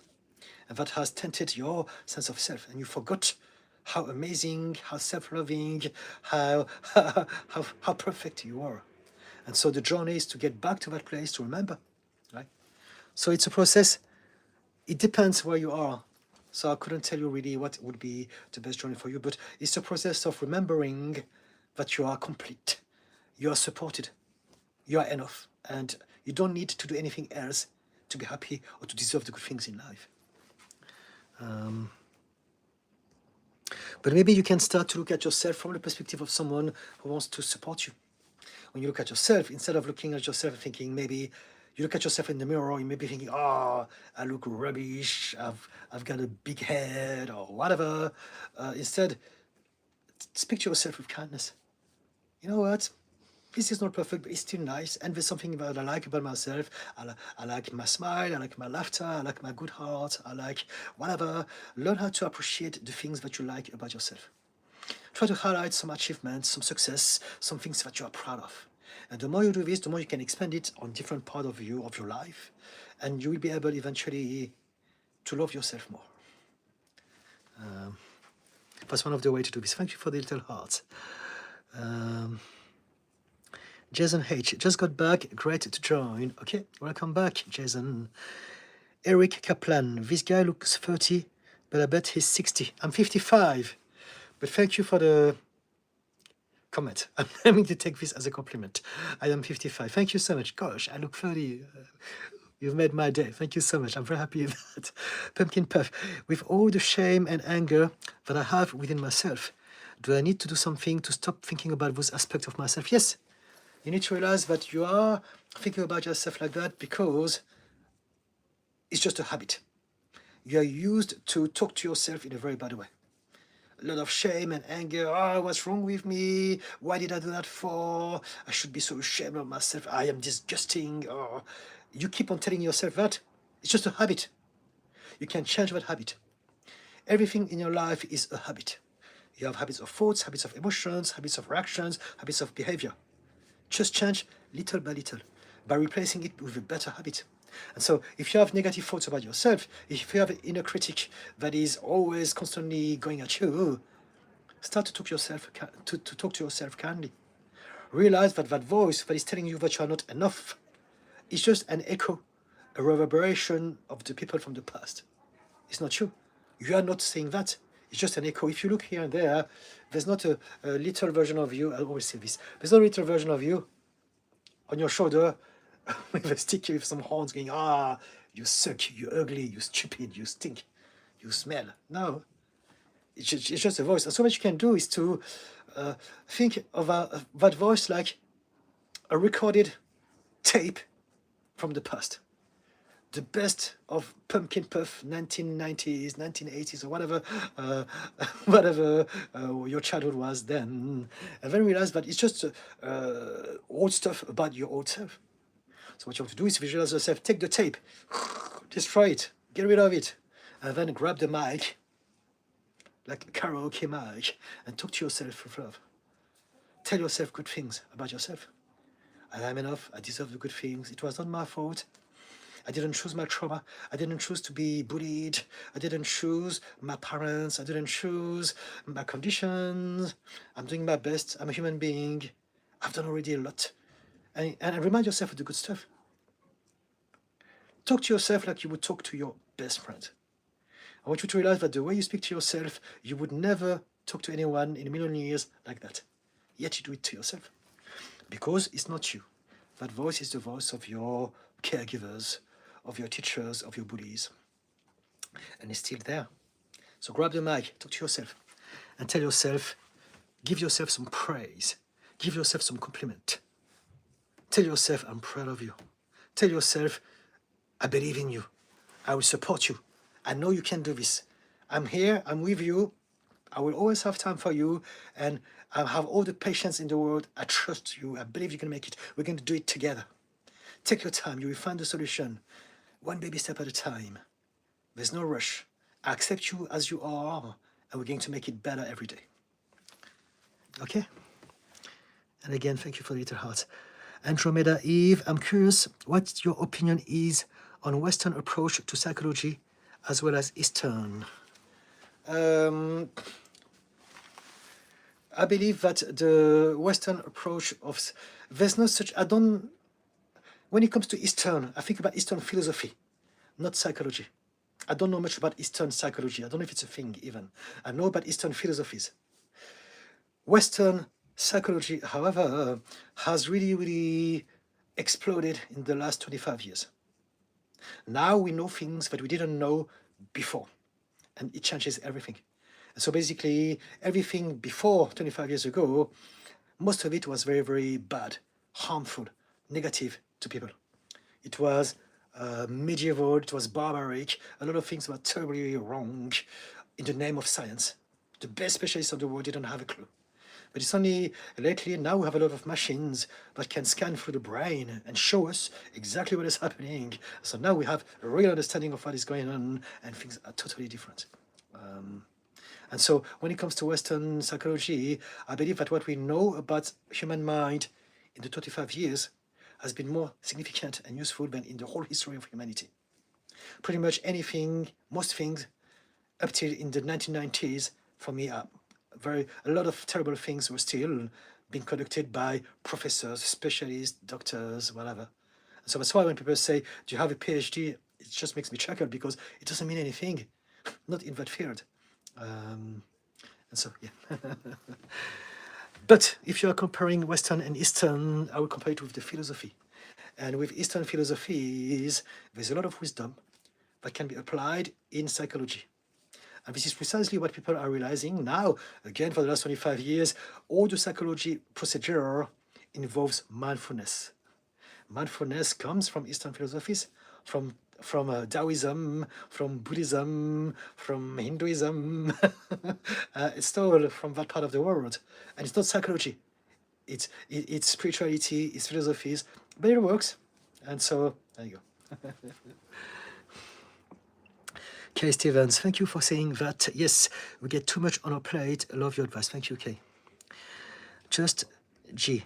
I watch you often. I appreciate all that you share. It's definitely helped me put some things in perspective. Thank you so much.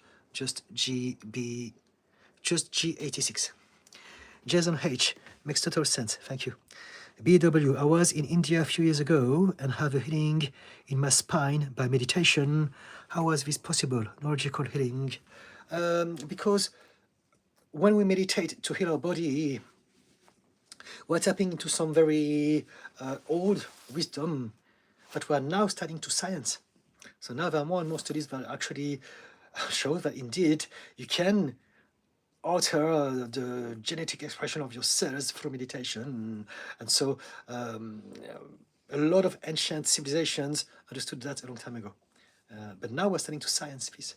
And now more and more people, more and more of the scientific communities are realizing that indeed most of our physical illnesses stem from some sort of emotional blocks or repression from the past. There's a strong correlation, and we can absolutely enhance our physical state by learning how to tap into that perspective. A part of what I do, RTT does that.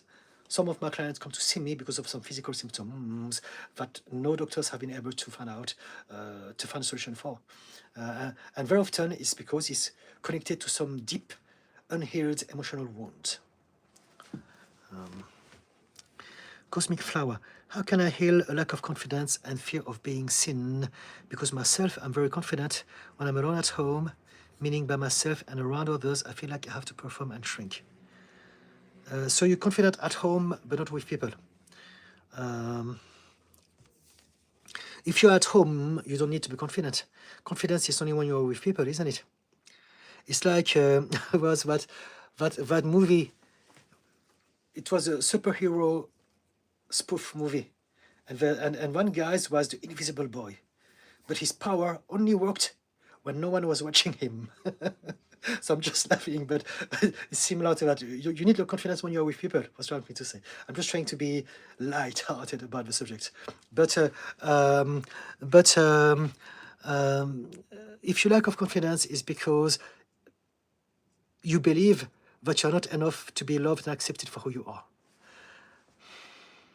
And so it's not really about lacking, it's not about healing a lack of confidence. It's about reminding yourself that you are perfect as you are.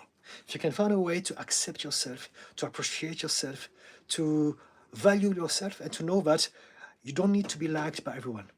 You don't need to be appreciated by everyone. You just need to be yourself, and the right people will like you. And it's a great system because the wrong ones will go away. Right?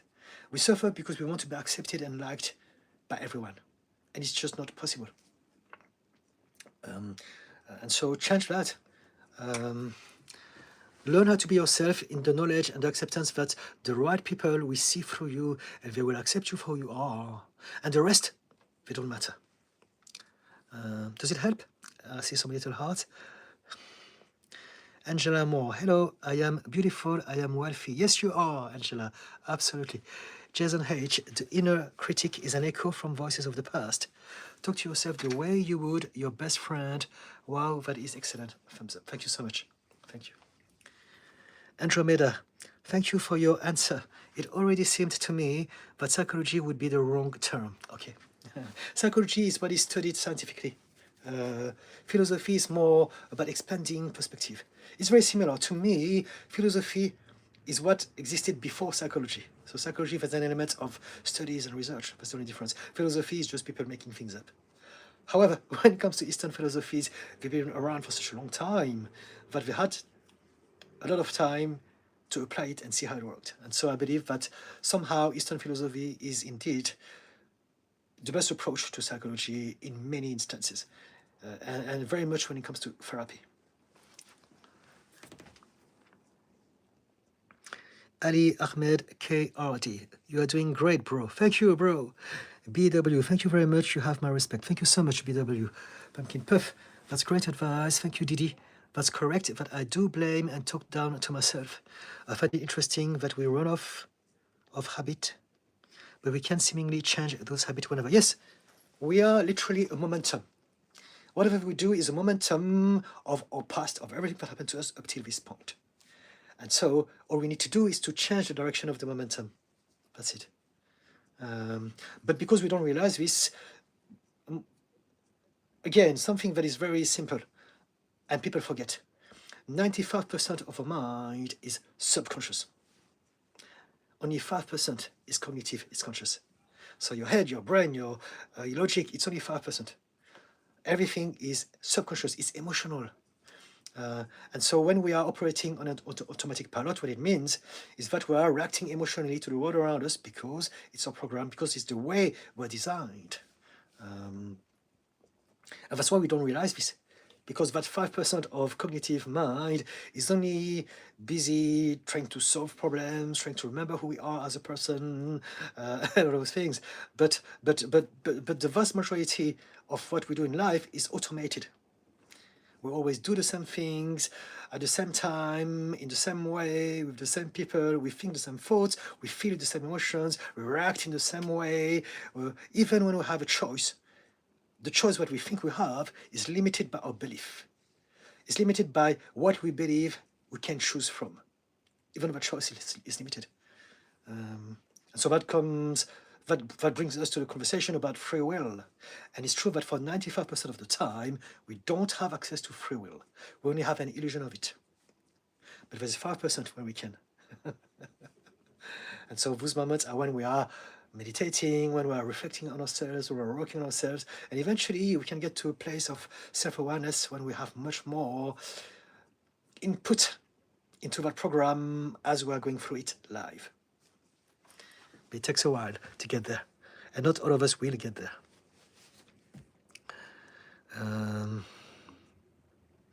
Jason H. Just be yourself and the right people will like you. Nice. Thank you, Jason. Andromeda, I agree wholeheartedly. Thank you, Andromeda. Kay Stevens, what is your advice on starting to heal from a traumatized sibling in the home who is still bringing up the past and won't get therapy? I don't live but talk to. You can only deal with yourself. You can't heal anyone else. If you're a professional like me and people come to see you, then you can. But unless that's the case, we can't help people. And especially if they are close to you. Even I, with all my knowledge, there are some people in my family that I can never change because we have reinforced such strong emotional subconscious habits together that whenever we are together, we are back into that relationship we always had, and it just won't be possible. And so if you have a sibling that suffers from trauma but doesn't want to get therapy, it's their journey. It's their human experience. It's their burden to deal with. It's not yours. What you can do is to be there for them, listen to them, pay attention to their whereabouts, so you know if something, some dangerous behavior may, red flags, show you that you want to be looking after them. But other than that, learn how to love them and accept them as they are, as opposed to trying to change them and fix them. I know that we want to change the people that we love in our lives. It's very human. But we don't realize that the more we're trying to tell them, you must change, you must heal, you must change, the more they feel horrible. They're like, gosh, you don't love me, you don't accept me. You think I'm really broken. And it's going to basically alienate them. They're going to be resentful. Instead, accept them, tell them, I love you, I see you, and if you need help, I'm here. Spend time with them without trying to change them, but pay attention to their body language, just in case. But that's pretty much it. And then there may be some instance where they're ready to ask for help, and then that's when you can redirect them and give them some help. But don't push it down their throat. We are only ready when we're ready, if we're ready. Not everyone is ready. Some of us are going to suffer from those problems for a long, long time before they ever get ready. And it's okay. We're all here doing our best. We all have a different journey. And what matters is that you address your own self first. Pumpkin puff. So our body and mind just functions without any input of our own. Yes, pretty much. I know it sounds very grim, but essentially everything that we do, our mind is designed to react. And so basically we have a program, an internal program that is subconscious, and it's a bunch of triggers. And we have a lot of associations with anything outside and inside of us. So they are called cues. You have cues outside and inside. So whenever you see something, whenever you hear a word, whenever you feel something, you smell something, bang, that is going to trigger an emotion in your body, some chemical reactions. And now that you can feel something, and based on your belief system, you're going to give a meaning to that emotion, sensation, and then you have created a reality for you. And so we react to everything all the time. We are just pure reactive creatures most of the time. But what we can do is to learn how to upgrade the program. In the moment, we cannot change it. In the moment, we will fulfill the prophecy. We will go by the program that we have installed ourselves. So that's why, again, when people say, I see this all the time, you must learn how to respond instead of reacting emotionally. We can't. We react emotions are reactions. We cannot think them. If we can respond, it means that we have worked on it before. And now we are able to do things. But in the moment, we can't. We can work before or after the moment. But when it happens, we're at the mercy of our emotional program that is subconscious. And that's for every single one of us. Now people are going to say, you must respond. I can do this. Why can't you? It's because they don't have your problems. They don't have empathy. They don't realize that we're all different. Some of us have trauma. Some of us have ADHD. Some of us are on the autism spectrum. Our brain doesn't work the same way. We're hypersensitive. We're hyperreactive. We're hyper alert. It's not our fault. We didn't choose our past, our baggage, our trauma. But they're going to say you should choose to respond. We can't. We have created those programs to protect ourselves from the hurt we've been through. And so, yeah. But before and after, we can work on that with the right person over time to learn how to upgrade that subconscious emotional program. Thank you for the heart. Aroma edits. What language is you speaking, bro? If you don't understand me, then you have no place here. Jake Polo, thanks Didi. How do you raise your self-confidence? By reminding yourself that you are perfect, that you are loved, that you are enough, that you are capable, that you are beautiful, that you are appreciated by a lot of people. Focus your mind on the good things about yourself. Instead of allowing for the inner critic to put you down, focus on the things that are good about you, right? So I would need to know you more in order to highlight those things for you. But I'm sure there are a lot of things that you can be proud of, that you have created. Focus your mind on those things. And if there are things that you don't like about yourself, you can always alter some aspect of your personality. You can change some things. There's nothing wrong about this either. As long as you do this from a place of love. Not because you hate yourself. Pumpkin Puff. Is that why people say your thoughts are not your own? Yes. Yes. Most of our thoughts are not our own. Most of our thoughts are just happenings. They're just thoughts. And so many of them are thoughts from the past. Very often I talk about it. I say how if you have negative thought about yourself, it's not your own fault. It's the thoughts of your parents. It's the thoughts of your bullies. It's what they said to you, but it's still there. Most of our beliefs are not ours. Most of our beliefs are borrowed from our environment and upbringing. Realizing this is actually quite mind-blowing and life-changing. Most of our beliefs are not ours. So it means that we can change, we can choose better belief. Again, I was talking about how there's no such thing as one universal reality. And so we can choose whatever belief works better for us.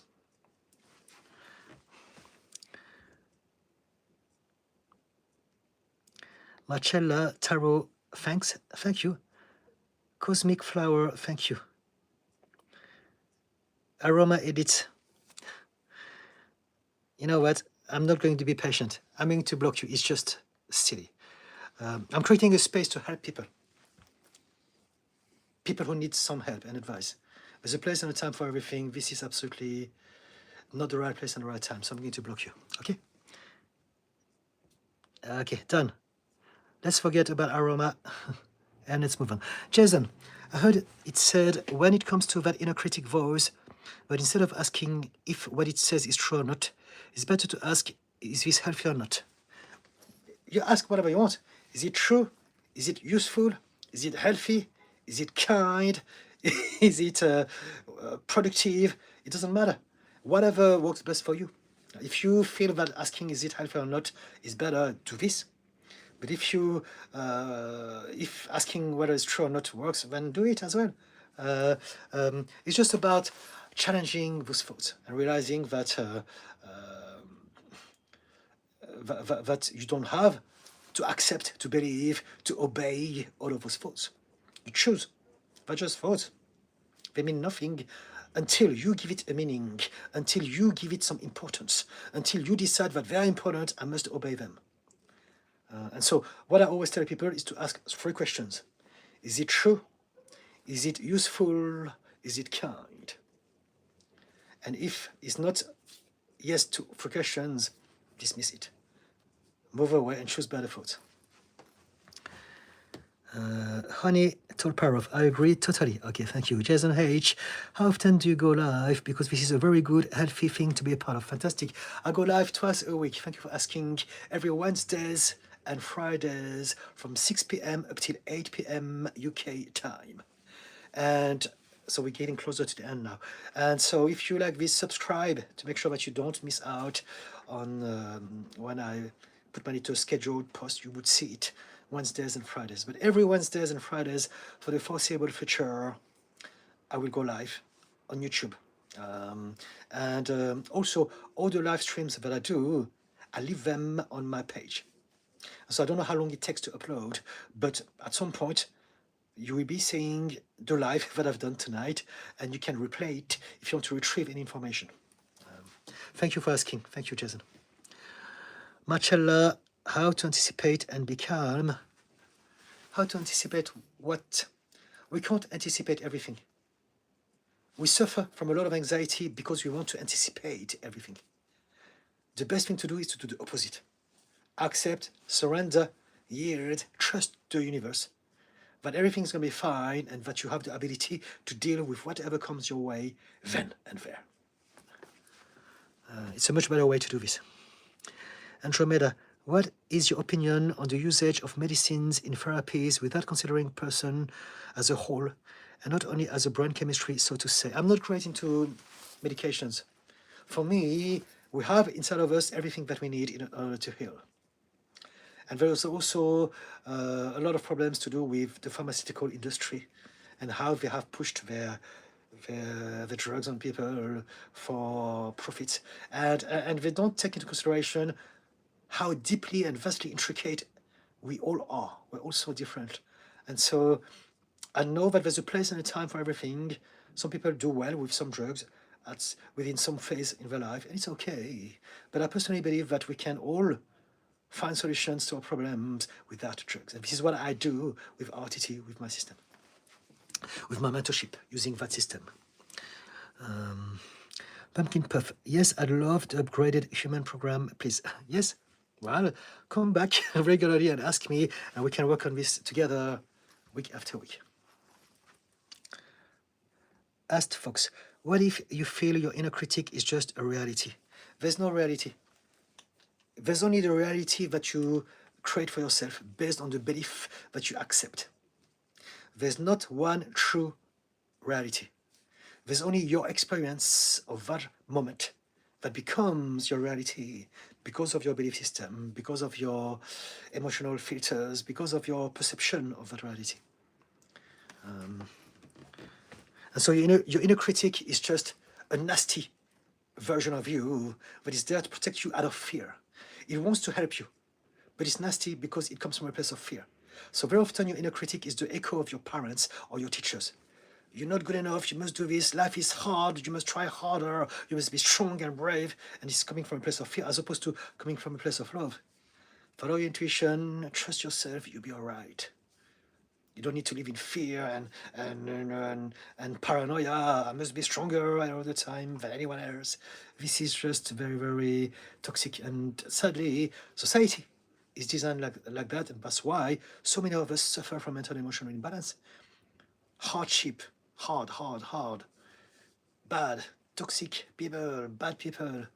And it's not like that. Things can be much easier and kinder. And this is very much what I promote.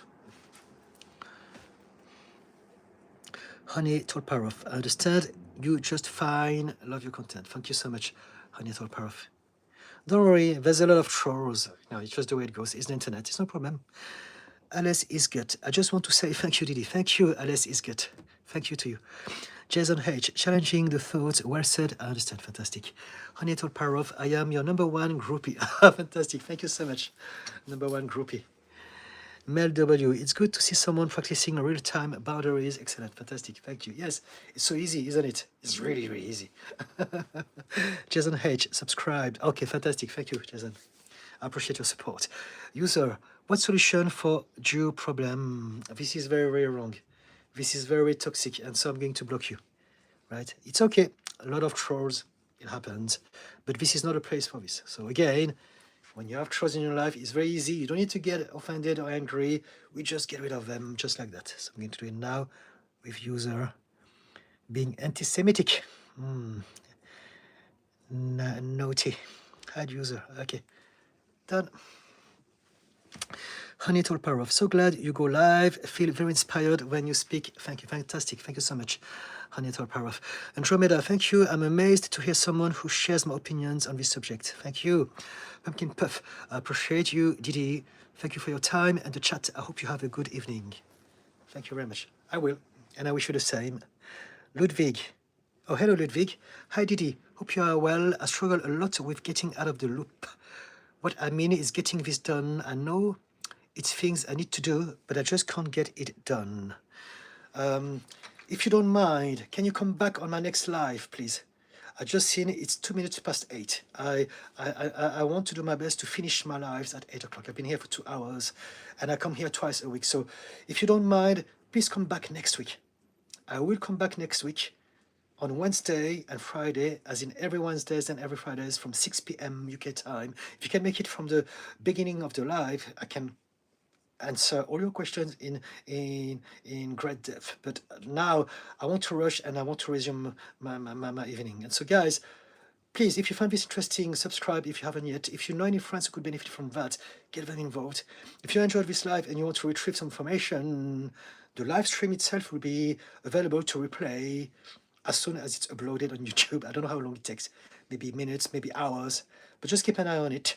And at some point you will see the live and you can play it again. And that's it. If you have any questions, please hold them back, write them down, and ask me next time. Wednesday, Fridays, 6 p.m. UK time. And also, if you want any details about me as a therapist and coach, you can find a link to my website on my bio. Ludwig, okay, thanks, fantastic, thank you. I remember you, but it's just the wrong time. I'm about to go now. Jason H, thank you so much. BW, thank you. Namaste. Thank you. Andromeda, many thanks for this informative live. Have a great weekend. Guys, I love you all. Thank you so much. Look after yourselves. Have a great day or night, wherever that you are. And as always, my motto, remember to be kind to others if you can. But if you can't, at least do your best to be kind to yourself. Okay? Bye for now. Bye-bye.